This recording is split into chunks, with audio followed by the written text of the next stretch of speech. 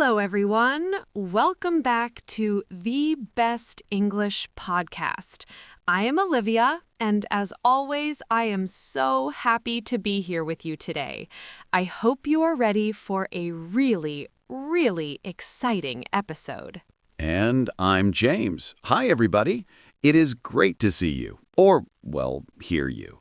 We have a special show today. We are going to talk about something that I think every single listener struggles with. Oh, absolutely. Without a doubt. This is the number one question people ask us. Everyone asks, James, how do I stop translating in my head? Yes. Or they say, Olivia, I want to think in English, but my brain keeps going back to my native language. It's like a habit I can't break. It feels like a habit, right? A bad habit. You hear English, your brain quickly translates it to your language, and then you try to translate your answer back. It is slow. It is exhausting. It really is. It's like running a marathon with a heavy backpack. You can do it, but it is much harder than it needs to be. And today, we are going to take that backpack off. I love that analogy. We're going to teach you how to think in English directly. No more translating. It's going to make you faster, more confident, and honestly, you will sound much more natural. So, if you are ready to stop translating and start thinking, grab a cup of coffee, sit back, and let's dive in. Let's do it. Okay, Olivia, let's start with the big question. Why do we translate? Why is it so hard to stop? Well, our brains are smart. They like to be safe. When you hear a new word, your brain says, wait, I don't know this 100%. Let me use the dictionary in my head to understand it. It's a safety mechanism. Right, it's comfortable. But if you want to be fluent, you have to get uncomfortable. You have to train your brain to connect the idea directly to the English word. Yes. For example, if I see a dog, I shouldn't think dog, then Hund, or whatever your word is. I should just look at the furry animal and think dog. Simple. Most learners only study English. They open a textbook for an hour, then they close it and go back to their real life in their native language. That's the problem. If you only touch English for 1 hour a day, your brain thinks, oh, this is just a school subject, like math. I don't need to think in math all day. Can you imagine thinking in math all day? Oh, there are 2 apples. 2 minus 1 equals 1 apple. That would be exhausting. Totally. So we need to trick the brain. We need to show the brain that English is part of your life 24/7. We need to stop relying on the bridge of translation. The bridge analogy is perfect. You have a thought in your native language, say Spanish or Japanese. You walk across the bridge to find the English word, then you walk back across the bridge to say it. And that bridge takes time to cross. And imagine if you are having a fast conversation. You don't have time to walk back and forth across a bridge. You fall in the water. That's right. You get wet, you get confused, and you stop speaking. So thinking in English is basically destroying the bridge. You don't need the bridge anymore. You build a house directly on the English side. So how do we get there?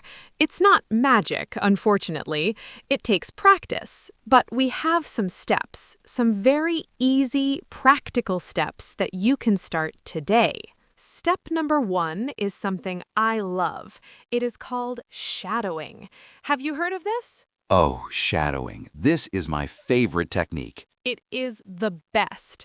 Shadowing is basically listening to someone speak and repeating it immediately, like an echo. Yeah, exactly. You don't wait. You don't translate. You just copy the sound. Let's explain why this helps with thinking in English. If I try to translate, I'm too slow. I can't keep up with you, James. But if I just shadow you, I don't have time to think. My brain just has to make the sounds. It forces you to bypass the translation center in your brain. It's like a shortcut. You're training your mouth and your ears to work together without your native language getting in the way. So, listeners, right now we are going to try it. Are you ready? I'm ready. Let's do a simple one. I'll say a sentence, and you repeat it immediately after me. Don't write it down. Just listen and speak. Okay, everyone, repeat after James. I want to speak English fluently. I want to speak English fluently. Great. Now let's try another one. Go ahead. Every day is a new opportunity. Every day is a new opportunity. One more. Okay. I am improving step by step. I am improving step by step. See? Did you feel that? It feels fast, right? Yeah, when you do that, you can't translate. You just have to go for it. And that is the feeling of thinking in English. It happens automatically. So our first tip for you is shadow every day, even for 5 minutes. Use our podcast, use a YouTube video, just copy what they say. It builds that English muscle in your brain. Exactly. If you do this often, even 5 minutes a day, you will start to speak faster, more clearly, and more naturally. It's a small habit with big results. Okay, we have the input. We are shadowing. We are listening. But what about when we're alone? We can't just walk around repeating podcasts all day. People will think we're crazy. Well, maybe a little crazy is good. But yes, we need something else. This brings us to tip number 2. Narrate your life. This is great because it helps with the morning routine. Most people translate in the morning because they're thinking about their day in their native language. I need to brush my teeth, I need to eat breakfast. So we need to switch that on button to English mode first thing in the morning. Start small, very small. When you wake up, don't think good morning in your language. Just say good morning. Or even better, talk to yourself while you make coffee. This sounds funny, but it works.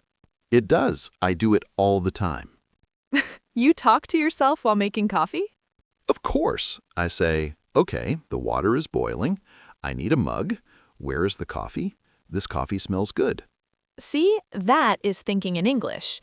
You're describing your environment. You don't need those words in your native language. You know what a mug is. You know what boiling water is. Just use the English labels. And do it out loud. It helps your ears get used to your own voice speaking English. It's like a warm-up. Before you talk to other people, talk to the coffee machine. Talk to the toaster. Talk to the mirror. It doesn't matter. Just start the day in English. So, tip number 2, narrate your morning. Simple sentences. I am opening the fridge. I am eating toast. I am brushing my hair. And if you get stuck on a word, what then? Ah, good question. If you get stuck, don't switch to your native language. No, that is the rule. If you don't know the word, describe it. Yes. For example, if you don't know the word umbrella, don't say umbrella in your language. Say, I need the thing for rain. The rain tool. The rain tool. Sure. Keep it in English. Look the word up later. But in the moment, keep your brain in the English zone. That is such good advice. Keep the flow. Don't break the English spell. This connects to a story I have. A few years ago, I had a student named Maria. She was very smart, very shy. She used to translate everything in her head. She would take 5 seconds to answer a simple, "How are you?" Oh, wow. That is the translation delay. Exactly. So I told her, Maria, for this week, no translating. You can only use words you know, even if it sounds like a baby. The baby strategy. I like that. It works. So she came to the next class, and I said, "How was your weekend?" What did she say? She looked at me and said, "Weekend, good. I eat food. Sleep, much sleep." She didn't use perfect grammar. I ate would be better, but okay. No, she said, "I eat," But the point is, she didn't translate. She just said the words she knew, and she said them instantly. That is a huge win. It was, because she broke the habit of hesitating. Now her grammar is perfect, but she had to stop translating first to get her speed up. That is a great reminder. Don't worry about perfection. Worry about speed and connection. Exactly. If you sound like a toddler for a month, that is fine. At least you are a toddler who thinks in English. Be an English toddler. That is our advice today. Okay, Olivia, let's move on to something else. This is a life hack. It is so simple, but it changes your brain. Tip number 3. Change your phone language to English. Oh, this is a big one. I remember when I first did this, it was scary. It's a little scary because suddenly you don't know where anything is. You're looking for settings and you see a word you don't recognize. But that is the point. Your brain has to learn. You look at your phone 50 times a day, maybe 100 times. Imagine, if you see the word settings 50 times a day, you will never forget it. You don't need to study it with flashcards. It just sticks. And it's not just settings. You see delete, download, share, notifications, privacy. All these words become part of your life. It is passive learning. You are learning without studying. You're just living your life, but in English. And it forces you to stop translating. Because if you're translating every button on your phone, it will take you forever to send a text message. Right. You get impatient. You just want to use the phone. So your brain gives up translating and just starts understanding the English directly. So, tip number 3, change your phone, your computer, maybe even your Netflix settings to English. Surround yourself with English words. Immersion without traveling. Exactly. You don't need to move to London to live in English. You can create an English world right there in your pocket. And here's a bonus tip for your environment. Read aloud. Oh, yes, reading aloud. Reading silently is good for vocabulary, but reading aloud is better for thinking. It helps your mouth, your tongue, and your brain work together. Choose short, simple text, a children's book, an English story for beginners. Read it slowly, clearly. Then read it again a little faster. Then again with more expression. Imagine you're an actor. This helps your pronunciation, your fluency, and your confidence. It's like going to the gym, but for your speaking muscles. Okay, let's move on to something a bit deeper.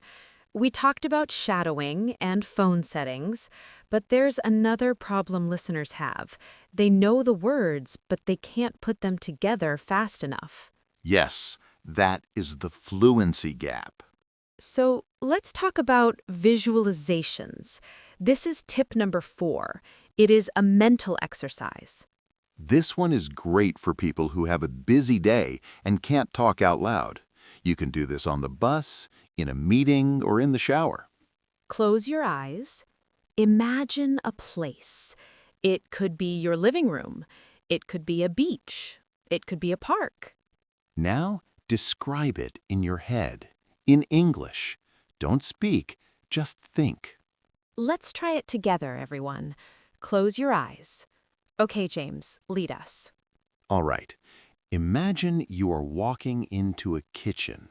It is a bright, sunny kitchen. Okay, I see it. What do you see on the table? I see a bowl of fruit, red apples, yellow bananas, a white coffee mug. Good. Now what do you smell? I smell fresh bread, toast, maybe a little bit of coffee. Excellent. Now what do you hear? I hear the refrigerator humming, buzz, buzz, and birds singing outside the window. See what we just did? We were thinking in English. Yes. If I asked you those questions in your native language, you would have answered in your native language. But we directed the imagination in English. This is amazing because you can do it anywhere. You are waiting in line at the supermarket. Look at the person in front of you. Think, he is wearing a blue coat. He has a basket. He is buying milk. Just simple descriptions. It keeps your brain in English mode even when you aren't speaking. So, tip number 4, visualize and describe in your head. It's a workout for your brain. You know, James, we talked about visualizing, but what about feelings, emotions? Ah, emotions. That is the next level. Because often we express our feelings very naturally in our native language. We have idioms, we have specific words for how we feel. To think in English, we need to own those emotional words in English too. This is tip number 5, the emotional check-in. You can do this silently in your head.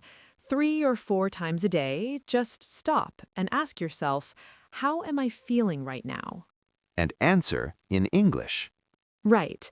For example, right now, I feel excited. I feel happy to be talking to you. I feel a little bit hungry because I didn't eat breakfast. You should eat breakfast, Olivia. I know, but see, I am processing my state of being in English. And this is powerful because emotions are immediate. You don't have time to translate frustrated or anxious or elated. Start with the basics. Happy, sad, tired, angry, hungry. Then move to more complex ones. I feel motivated. I feel nervous about my meeting. I feel relieved that it is Friday. When you connect English to your feelings, it becomes much more real to you. It's not just words on a page anymore. It's you. It's part of your personality. Yes. And here is a fun trick. Talk to your pet. To my dog? Yes. Or a plant. Or your pillow. Talk to them in English. Hello, dog. You are a good dog. Do you want to go outside? Exactly. You are cute, you are fluffy. It sounds silly, but it works because there's no pressure. Your dog won't judge your grammar. My dog only cares about treats. He doesn't care if I use the past tense incorrectly. Exactly. It's a safe space to practice thinking and speaking. Now, let's talk about writing. I know some people hate writing, but you don't have to write an essay. No, please don't write an essay. Tip number 6 is the Stream of Consciousness Journal. That sounds fancy. What is it? It's actually very simple. You take a piece of paper or your phone and you just write. You don't stop. You don't check grammar. You don't worry about spelling. You just let the thoughts flow. Exactly. Set a timer for 5 minutes. Just start writing. I am sitting at my desk. I don't know what to write. This pen is blue. I am thinking about dinner. I want to eat pizza. And if you get stuck? Right? I am stuck. I don't know the word, but keep writing in English. This is amazing because it forces you to produce English thoughts without a filter. The filter is the enemy. The filter is the translator in your head saying, is that correct? Is that right? We want to turn the filter off. When you look at your journal later, you might see mistakes. That is fine. But the act of writing it down helps solidify the connection between your thoughts and the English words. It's like a map of your brain in English. Exactly. And you can do this at night. Today was hard. My boss was angry. The traffic was bad. But I watched a good movie. Just 3 sentences, 5 sentences. It doesn't matter. Just do it in English. And do it out loud. Train your speaking muscles. Reading silently is good, but reading aloud is better. It helps your mouth, your tongue, and your brain work together.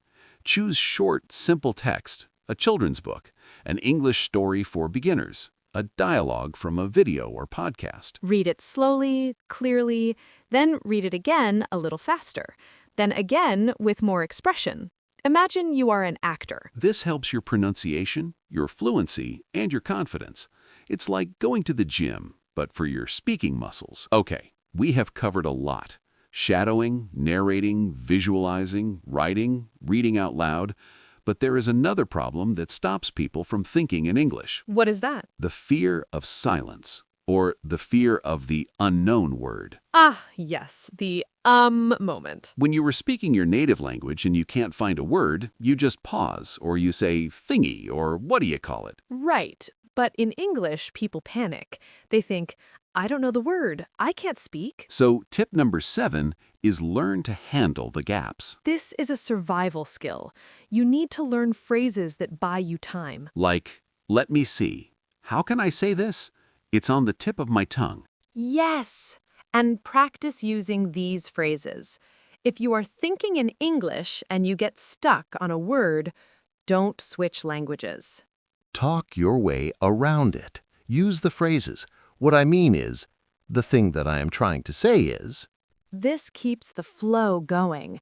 It keeps your brain in English mode even when it's struggling. It's like changing a tire on a car while the car is still moving. That sounds dangerous, James. Okay, maybe not exactly, but you get the idea.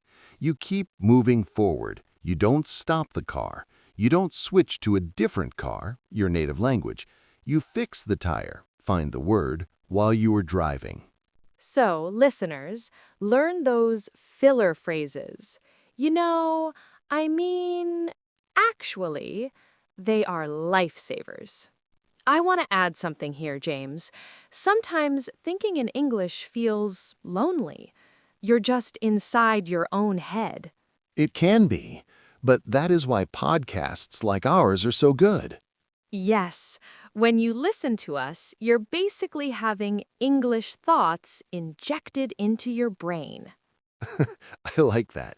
English injections. Seriously, though, listening is half the battle. If you listen to English every day, your brain gets used to the logic of English.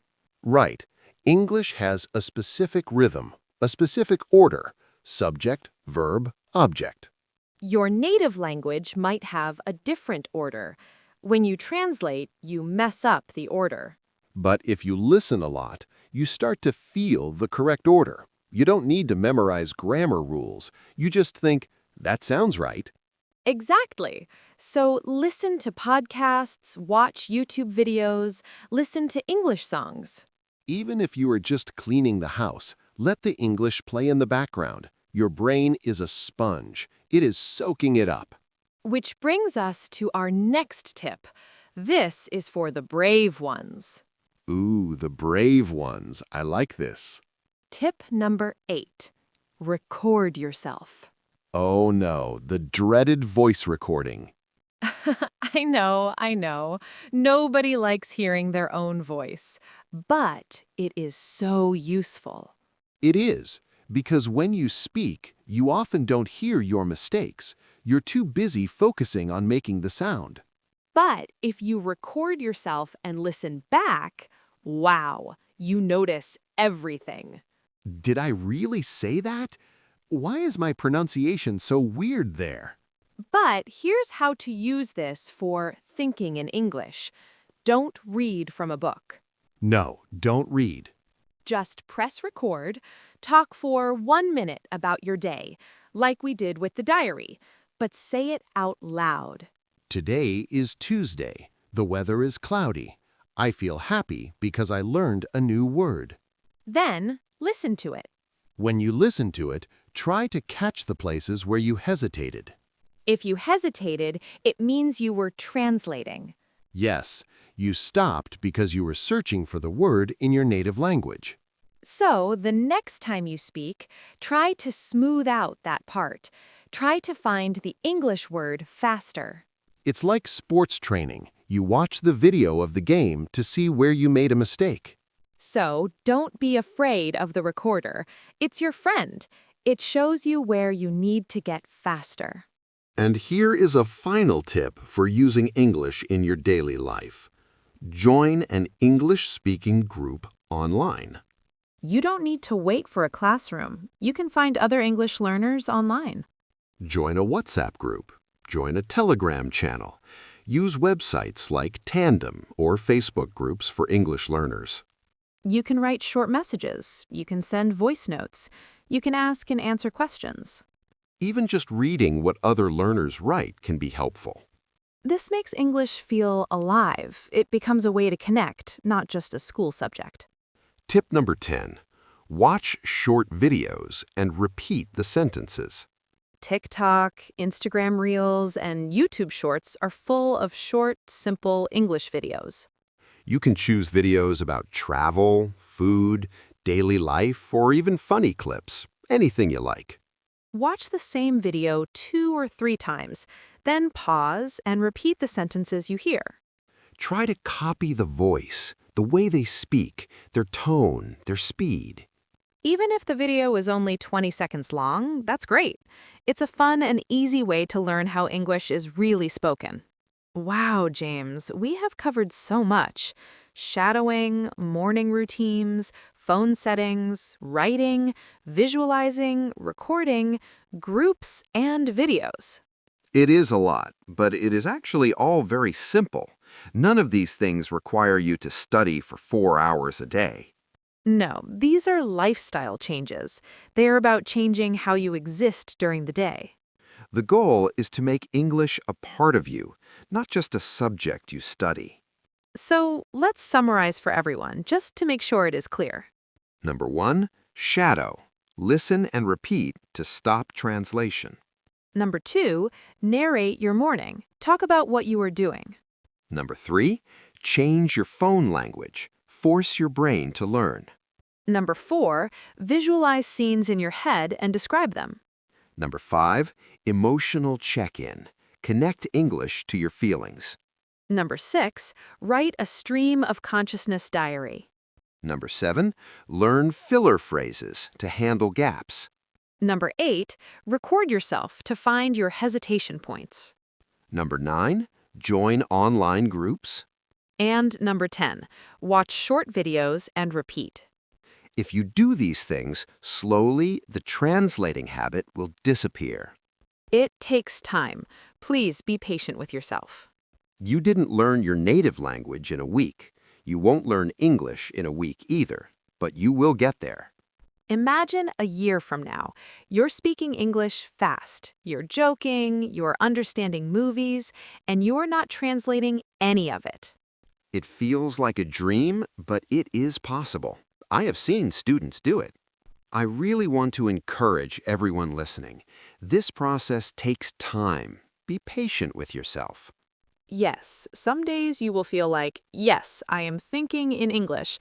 Other days you will feel like, I am translating everything again. That's normal. It happens to me too. Some days my brain is tired. The important thing is not to give up. If you catch yourself translating, just gently say, no, back to English.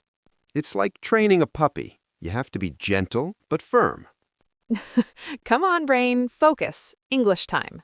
Exactly. You know, James, I received a message from a listener named Marco last week. Oh? What did Marco say? He said he started narrating his life in English, but he felt silly talking to himself on the train. He thought people were looking at him. The train struggle. But he kept doing it, and yesterday he sent me a photo. He was at a coffee shop and he started a conversation with a tourist in English. Really? Yes, he said he didn't even think about it. He just heard the tourist asking for directions, and his brain just switched on. He answered in English naturally. That is amazing. He said, Olivia, I wasn't translating. I was just talking. That gives me goosebumps. That is the goal. That is the feeling we want for all of you. We want you to feel that freedom, to just be yourself in English. Not a translated version of you, the real you. So start today. Don't wait for Monday. Don't wait for the perfect time. There is no perfect time. Look around the room right now. Name 3 objects. Clock, book, lamp. See? You just thought in English. Keep that going. Pick one tip, just one. Maybe change your phone language right now. Or maybe just narrate your next cup of coffee. Yes, have a conversation with your coffee. Go be a toddler. Go make mistakes. Have fun. All right, now that is the perfect place to stop. Thank you again, everyone. Thank you so much for listening to the Best English podcast today. We love making these episodes for you. If this helped you, please share it with a friend. Learning is more fun when you do it with friends. And subscribe. Leave us a review. It helps us reach more learners just like you. You can also find us on YouTube, Instagram, and our website. We have lots of free resources there. So, remember, make English part of your life. Let it be in your phone, your journal, your thoughts, and your voice. Let it be part of who you are, not just what you study. When you do this, English will not feel like homework. It will feel like something you live with. And that's when real fluency begins. Until next time, keep thinking in English. Keep practicing. And remember, don't translate, just communicate. Bye, everyone. See you next time.